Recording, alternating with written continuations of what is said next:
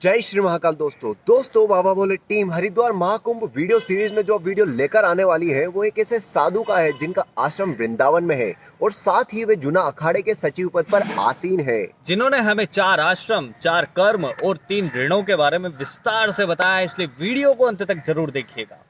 जय श्री महाकाल। आपका परिचय दीजिए हमें।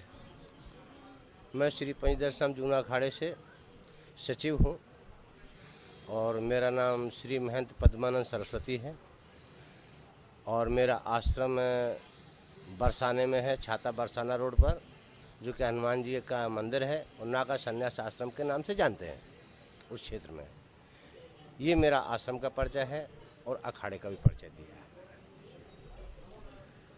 बाबा, एक हर मनुष्य के जीवन में एक ऐसा क्षण आता है जब उन्हें आत्म साक्षात्कार होता है, उन्हें ज्ञान होता है, जिसमें हम कुछ मनुष्य होते हैं जो अपने पथ से भटक जाते हैं और कुछ मनुष्य होते हैं जो श्रेष्ठ तरफ चले जाते हैं। जैसे कि कहने का आशय से केवल इतना है कि बाबा, आप जो साधु वेश में आए, आपने इस जीवन को स्वीकार किया, तो इसके लिए कोई ऐसा मोड़ था आपके जीवन में या किसी गुरु का मार्गदर्शन था जिससे आपने इसने स्वीकार किया, इस रास्ते पर निकल चुका? देखिए, मेरे जीवन में न कोई मोड़ था और न ही मेरे जीवन में ऐसा कोई संकट था। हम पूर्व में अपने रास्ते पे चल रहे थे, उसी रास्ते को मैंने फिर चुना। कहते हैं संत बीज पलटे नहीं, होए संत का संत, ऊंच नीच ग्रह जा पड़े, युग बीते चाहे अनंत। जो पूर्व में संत थे वो आज भी संत हैं और आगे भी संत रहेंगे। और ये यात्रा कब तक चलेगी? ये यात्रा चलेगी जब तक जो है ना जीव का और ईश्वर का मिलन नहीं हो जाता है, क्योंकि जीव और ईश्वर एक ही जाति के और एक ही अंश है उनका। ईश्वर जीव से भिन्न नहीं है और जीव ईश्वर से भिन्न नहीं है। जैसे लहर से समुद्र भिन्न नहीं है, समुद्र लहर से भिन्न नहीं है, बर्फ से पानी भिन्न नहीं है, पानी से बर्फ भिन्न नहीं है। ऐसे ईश्वर और जीव में कोई भेद नहीं है। ये भेद हमने और आपने बना रखा है। ममे वांसो जीव लोके जीव भू सनातना मना षष्ठान इंद्रियाणी। मन और इंद्रियों को आकर्षण करते हुए यह जीव बन गया, जबकि ये जीव है नहीं है। ये ब्रह्म ही था, ब्रह्म ही है और ब्रह्म ही रहेगा। रही बात साक्षात्कार की, आपने पूछा कि जीव का साक्षात्कार होता है, तो वह परमात्मा हमारे से कभी भिन्न था ही नहीं, है नहीं, हो सकता नहीं। न आपसे भिन्न था और न आपसे भिन्न वो है, क्योंकि हमारे और आपके अंदर में जैसे एक ही माला में अनेक प्रकार के मोती होते हैं, लेकिन धागा सब में एक ही होता है, ऐसे ही इस संसार में परमात्मा एक ही है, धागे के समान। हम और आप मोतियों के समान हैं। उसमें हम हैं, हमारे में वो है। ये समझना पड़ेगा। इसको चाहे समझने के लिए अनुभव कह लो, चाहे साक्षात्कार कह लो, चाहे गुरुओं की कृपा कह लो, लेकिन ये तभी समझ में आएगा जब किसी महापुरुष के सानिध्य में जाकर के, उनके यहाँ जाकर के शरणागति को कबूल करोगे। जब तक किसी के प्रति शरणागति नहीं होगी, तब तक वह गूढ़ रहस्य को बताने के लिए उत्सुक नहीं होंगे। जब समर्पण हो जाता है, एक देहाती एक भाषा बता देता हूं। एक कन्या किसी के घर से आई और दूसरे घर में शादी हो गई, उसने अपने आप को समर्पण कर दिया। तो जब वो अपने आप को समर्पण कर देती तो उस घर की वो मालिक बन जाती है। अगर उसके घर में कोई सामान रखा है और पड़ोसी का व्यक्ति कोई मांगने आओ, बोले बहन हमको फलाने सौदे की ज़रूरत है, तो वो ये नहीं कहेगी कि मेरा पति नहीं है घर पे, मैं नहीं दूंगा। ना ना ना, बोले ले जाओ तुमको, क्योंकि उसका अधिकार मिल गया, क्योंकि शरणागति हो, उस घर की वो मालिक हो जाती है। ऐसे ही ईश्वर के प्रति या किसी महापुरुष के प्रति जब जीव की शरणागति हो जाती है, तो शरणागत को कभी त्यागा नहीं जाता है और उससे कुछ छुपाया नहीं जाता। जैसे कि विभीषण राम के शरण आया तो उसको क्या मिला परिणाम में? राज तिलक मिल गया, पूर्ण शरणागति। फिर वो भाई की तरफ नहीं देखा उसने। ऐसे ही जब तक ईश्वर के प्रति या गुरुओं के प्रति शरणागति नहीं होती है तब तक उसको न साक्षात्कार हो सकता है और न उसको खुद का अनुभव हो सकता है कि हम क्या है। जैसे कि अर्जुन बचपन से भगवान कृष्ण के साथ में रहे, सखा मित्र पता नहीं क्या क्या उनसे जो है ना खेल कूद हंसते सब बोलते रहे। लेकिन एक दिन ऐसी भीषण परिस्थिति आई कि अर्जुन को सारे रास्ते बंद होकर के अपना धनुष बाण को रखना पड़ा। ना उस गोविंदो ना उस गोविंदो, कहने लगे हे गोविंद मेरे से अब खड़ा भी नहीं हुआ जा रहा है, अब मैं क्या करूं हे केशव। तब अर्जुन बोले कार्पाण्य दोषो पथ स्वभाव पृक्षाम तम धर्म सम्मूढ़ा चेता यच्चा वा निश्चितम ब्रूहु तन्मे शिष्यत्यम साधिमाम तुम प्रपन्ना। हे केशव मैं आपका शिष्य हूँ, अब मुझे आगे का रास्ता नहीं दिखाई दे रहा है, हमको आगे का रास्ता दिखाइए। जब अर्जुन ने जो है शरणागति स्वीकार कर लिया, शिष्य तत्व को उन्होंने स्वीकार किया, शिष्यते हम साधिमाम तुम प्रपन्ना, हाँ मैं आपका शिष्य हूँ और हमको आगे रास्ता दिखाओ। ऐसे जीव जब किसी को गुरु मान लेता है, उसके शरणागत हो जाता है, तो उसका दायित्व बन जाता है कि उसको मार्ग दिखाने का। और जब उसका दायित्व बन जाता है तभी जो है ना वो उसको मार्ग दिखाता है और सत्मार्ग पर लेकर के आता है। एंड में जब वो जो है ना सारे कर्मों को करते हुए सारे कर्मों को करते हुए भी जो है ना अनन्य भाव से चिंतन करता रहता है अर्जुन। अनन्यास चिंतयो मम प्रजना उपासते तेषाम निविक्तानाम योग क्षम बाह्यम। अनन्य भाव से खाते पीते चलते फिरते सोते जागते उठते बैठते जो ईश्वर का चिंतन करता है उसको अनन्य भाव कहते हैं। और जब अर्जुन की एकाग्रता हुई तो आखिरी में लास्ट में जो है ना 18वें अध्याय में कह दिया नष्टा मोह स्मृत लब्ध्वा। हे केशव अब मेरा मोह नष्ट हो चुका है, अब आप जो कहेंगे हम वही करेंगे।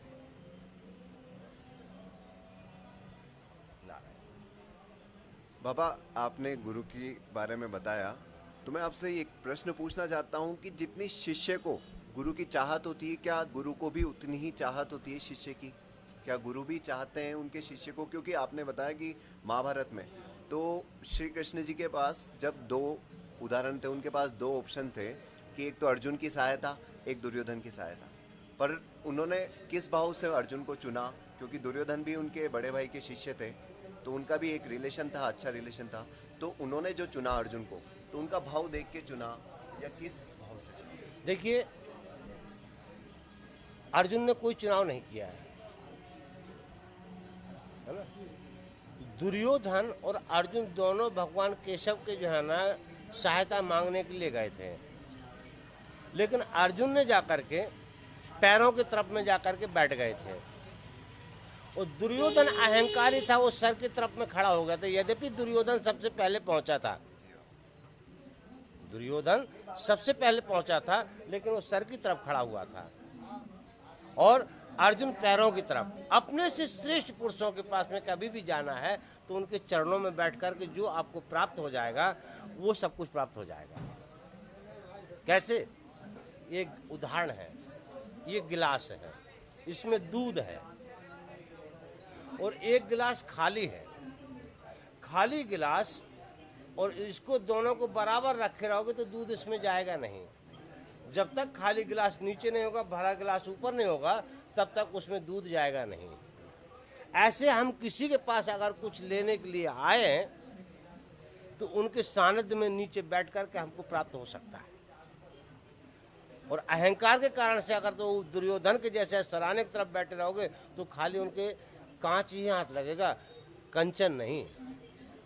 जब भगवान कृष्ण ने देखा, अरे अर्जुन तुम कब आ गए, तो पीछे से दुर्योधन बोल पड़ा, बोले केशव पहले मैं आया हूँ। अरे आप भी आए हैं? बोले हाँ। बोले मेरी तो दृष्टि पहले अर्जुन पे पड़ी। बोले नहीं नहीं मैं पहले आया हूँ। अच्छा। बोले हाँ। तो बोले ठीक है, बोलो क्या चाहिए? बोले हम आपसे जो है ना महाभारत होने जा रहा है उसके लिए सहायता मांगने के लिए आए हम दोनों जने। तो बोले अच्छा। बोले हाँ। तो मेरे पास में एक अक्षौणी सेना है और एक तरफ मैं अकेला हूँ, वो भी निहत्ता हूँ। मैं अस्त्र शस्त्र नहीं उठाऊंगा, मैं अकेला हूँ। अब बताओ अर्जुन आपको क्या चाहिए? तो दुर्योधन फिर बोले नहीं, बोले केशव पहले मैं आया हूं, पहला अधिकार मेरा है मांगने का, अर्जुन का तो बाद में है। तो बोले ठीक है, पर मैंने तो पहले अर्जुन को देखा है, पर तुम बोलते तो तुम्हारी बात को मान लेता हूं। तो बोले बताओ क्या चाहिए? तो दुर्योधन ने सोचा, मंद बुद्धि थी उसकी, उसने सोचा, बोले अकेले निहत्थे को क्या करूंगा लेकर के, मैं तो जो है ना फौज ले लूंगा पूरी, तो वो लड़ने काम आएगी, ये क्या करेंगे, अस्त्र शस्त्र भी नहीं उठाएंगे, इसलिए इनको के लेकर क्या करेंगे। तो बोले मेरे को फौज दे दो अपने। तो बोले ठीक है। बोले केशव बोले अर्जुन आपको? बोले महाराज मुझे तो आपकी ही आवश्यकता है, हमको अस्त्र शस्त्रों की और उनकी आवश्यकता नहीं है। जहाँ आप हैं, यत्र योगेश्वरा कृष्ण तत्र पार्थ धनुर्धरा तत्र श्री विजय विभूति ध्रुव नीतिर्मतीर्ममा। जहाँ केशव है वहीं विजय है, जहाँ सत्य है वहीं विजय है, और कृष्ण क्या है? सत्य का प्रतीक है, वह परमात्मा है, उसे अस्त्र शस्त्र की आवश्यकता नहीं पड़ती। उसने जन्म से ही पूतना को दूध पी करके ही मार दिया था, आकासुर बकासुर सबको मार, उनको अस्त्र शस्त्र की जरूरत नहीं है, वो स्वयं ही सब कुछ है। तो जो व्यक्ति लालच में जब जाता है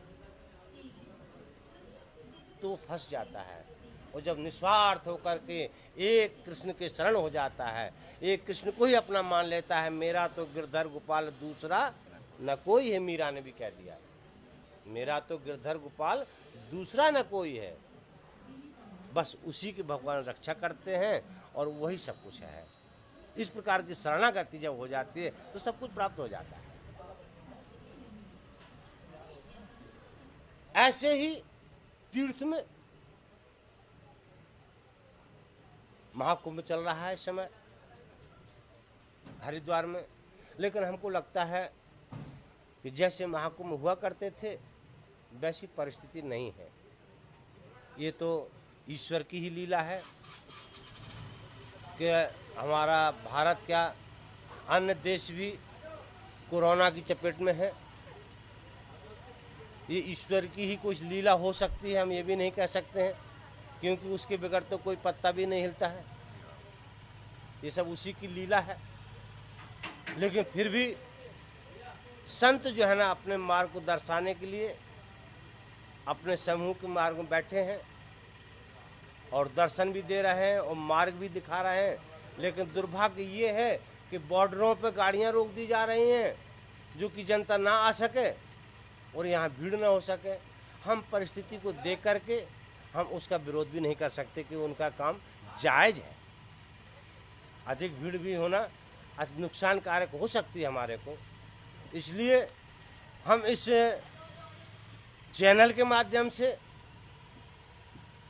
हरिद्वार के कुंभ मेला की सबको मनोकामना पूर्ण हो, हार्दिक शुभकामना हो, सब निरोगी हो, सब संपन्न हो, ऐसे में यहाँ से संदेश भेजते हुए सर्वे भवन्तु सुखिनः सर्वे सन्तु निरामयाः सर्वे भद्राणि पश्यन्तु माँ कश्चित् दुख भाग भवेत्। सब सुखी हो, सब संपन्न हो। जो आए हैं कुंभ मेले में उनको भी माँ गंगा सदैव अपना वात्सल्य दे, और जो नहीं आए अपने घर में बैठ कर के भी चिंतन जो करेंगे वो गंगा माई उनकी मनोकामना पूर्ण करेंगे। ऐसा जो मैं माया देवी शक्तिपीठ के मध्य में बैठ के ऐसे में माता के चरणों में प्रार्थना करता हूँ कि हे माँ सबको देखना और सबको संपन्न करना, यही मेरी भी कामना है। ओम नमो नारायण। बाबा, हम अभी जिस जनरेशन में रह रहे हैं वहाँ जो हमने पहले सुने थे ग्रंथों में शास्त्रों में हमने सुना आश्रम की महिमा होती थी, वो आश्रमों की महिमा के बारे में आप थोड़ा बताइए ताकि लोग जान सके इसके बारे में। देखो, आश्रमों की महिमा थी और है और रहेगी। वैसे तो सबसे बड़ा जो है ना गृहस्थ आश्रम है, वास्तविकता है, क्योंकि गृहस्थ आश्रम ही चारों आश्रमों का पालन कर रहा है, चाहे वो संन्यास आश्रम हो, चाहे वो वानप्रस्थ आश्रम हो, चाहे वो ब्रह्मचर्य आश्रम हो, और चाहे वो गृहस्थ आश्रम हो। 4 आश्रम है सनातन धर्म में। उन चारों धर्मों का जो प्रतिपाल कर रहा है वह है गृहस्थ आश्रम। आज सन्यासी अगर भिक्षा मांगने जाता है तो गृहस्थ से ही भिक्षा मांगता है,